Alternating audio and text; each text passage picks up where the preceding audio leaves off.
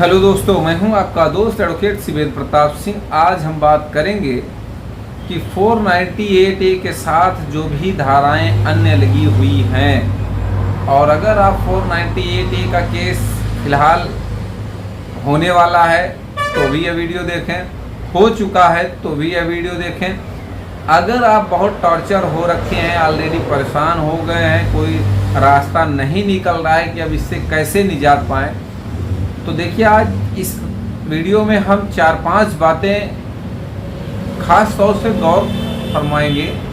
देखिए जो 4-5 बातें मैं बताने वाला हूँ वो इम्पोर्टेंट इसलिए भी है कि कुछ लोग केस में ज़बरदस्ती इंक्लूड रहते हैं और घसीटते हैं, अपने आप को घसील रहे होते हैं। देखिए केस को ज़बरदस्ती ना लड़ें।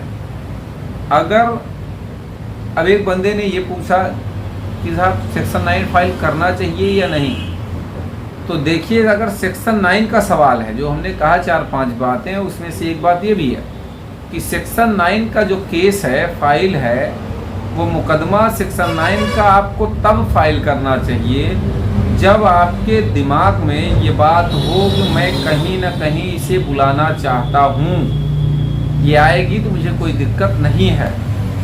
कुछ लोग, कुछ अधिवक्ता महोदय, हमारे अधिवक्ता भाइयों के कहने पर सेक्शन 9 फाइल कर देते हैं, जबकि उनकी कोई मानसिकता नहीं है कि पत्नी को मैं लाऊं।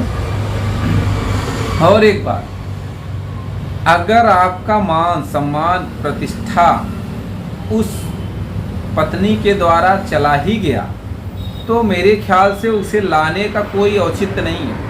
उसको लाएंगे तो जो विवाद, जैसे एक रहीम दास का दोहा है, रहीमन धागा प्रेम का,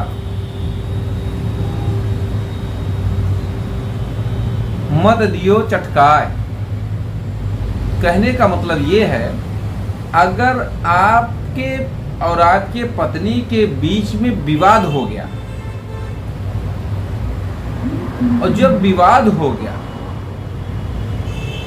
तो चाहे जितना अच्छे से जुड़ जाए, हाँ अच्छी बात है, अगर जुड़ना है तो भाई जुड़ जाओ, ना विवाद हो, अच्छी बात है, मैं इस पक्ष में नहीं हूँ ना जोड़ो। लेकिन अगर विवाद हो गया, आपकी तरफ से तू मैं, उनकी भी तरफ से तू मैं, आपके भाइयों की तरफ से तू मैं, लड़की के भाइयों की तरफ से तू मैं, आपके पिता की तरफ से तू मैं, उनकी पिता, तो बताइए वो प्रेम जो होना चाहिए वो क्या भी आ पाएगा क्या कभी? जिस राजी खुशी से आप कभी ससुराल जाते थे प्रेम पूर्वक, ये सब मर मुकदमे कोर्ट कचहरी के बाद जब अगर पत्नी आके रहने भी लगेगी, क्या वही प्रेम से आप जाएंगे क्या उन्हीं लोगों के साथ जो आपके साथ बदतमीजी? भाई दामाद बहुत, ये कह लीजिए रिश्ते में सबसे ऊपर होता है।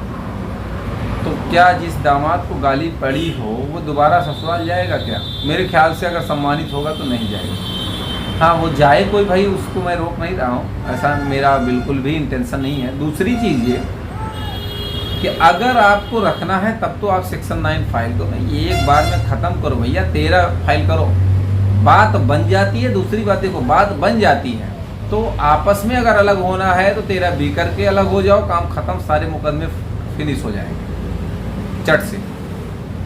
बात नहीं बन रही है, पति की तरफ से है, ये पत्नी की तरफ से है, भैया हम अलग हो जाना चाहते हैं, तो फिर 13 सबसे अच्छा रास्ता है। 13 हिंदू मैरिज एक्ट धारा 13 विवाह विच्छेद का मुकदमा करिए, तलाक का मुकदमा करिए और अलग हो जाइए। चौथा यहाँ सवाल ये उठता है कि क्या तलाक के मुकदमा करने से भारी भरकम मोटी रकम देनी पड़ती है? नहीं भैया, ऐसा कौन आपको कह दिया? ऐसा कानून में नहीं लिखा है। तलाक का मुकदमा करने से आपको पैसा देना पड़े, ये कहाँ लिखा है?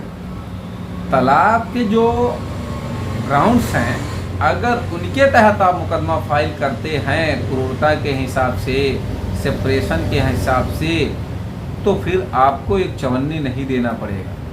आपको युक्त कारण बताना होगा कि आप डाइवोर्स क्यों फाइल किए, आप डाइवोर्स क्यों लेना चाह रहे हैं, और उसे भी युक्त कारण देना पड़ेगा कि भैया आप अलग कैसे रह रही हैं, क्यों रह रही हैं, क्यों मानसिक पीड़ा दे रही हैं पति को अपने, क्यों टॉर्चर कर रही हैं, क्यों हैरान परेशान कर रही हैं, क्यों मुकदमेबाजी शुरू है, तमाम चीज़ें होती हैं। तो कहने का ये मतलब कि ऐसी स्थिति में पति हो पत्नी हो, जब विवाद हो गया तो मेरा कहना ये है कि आप अगर मुकदमा लड़ते चले जाओगे तो पत्नी भी बूढ़ी हो जाएगी, पति भी बूढ़ा हो जाएगा। अगर बच्चे हैं तो समझो कि तुम्हारी ज़िंदगी भी बर्बाद, पत्नी की भी ज़िंदगी बर्बाद, बच्चों की जो कि नहीं होनी चाहिए। तुम दोनों के लड़ाई झगड़े से बच्चे तो भाई निर्दोष हैं, बच्चे तो वैसे भी निर्दोष होते हैं, लेकिन इसमें बच्चों का भविष्य तुम लोगों के कारण अगर ख़राब हो रहा है तो उनकी भी बद्दुआएं आगे चल के तुम लोगों पे आएंगी और बुढ़ापा भी सही नहीं करेगा। तो ज़्यादा अच्छा है कि परिस्थितियां संभालें, विवाद को संभालें। छोटी मोटी बातें तू मैं आम बात है, हर एक परिवार में होता रहता है, चलता रहता है। वाद विवाद लड़ाई झगड़े पति पत्नी के बीच के, न पति के घर वाले इन्वॉल्व हों न पत्नी के। देखिए पति के घर वाले इसलिए इन्वॉल्व हो सकते हैं, क्यों? क्योंकि वो आपको समझाएंगे, सिखाएंगे। भाई उनके परिवार में तुम नहीं आई हो, अपने परिवार के बारे में बताएंगे, उनके परिवार का सिस्टम बताएंगे, तुमको समझना होगा, उसी में जीवन जीना है तुमको। अब वहाँ विवाद वहाँ होता है जब उसमें मायके वाले दखल देने लगते हैं कि हमारी बिटिया ऐसा नहीं करेगी, ये नहीं करेगी, खाना नहीं बनाए। अरे भैया क्या नहीं करेगी, क्यों शादी कर दी, अपने घर बैठाए रहते।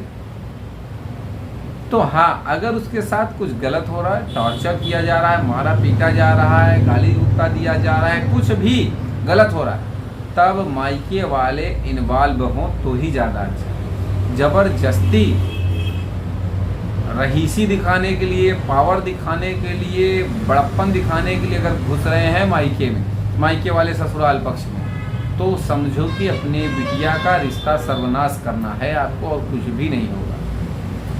तो उम्मीद करता हूँ, आशा करता हूँ आज का यह वीडियो आपको बेहद पसंद आया होगा। अगर वीडियो पसंद आया तो वीडियो को लाइक करें, शेयर करें, यूट्यूब चैनल को जरूर सब्सक्राइब करें।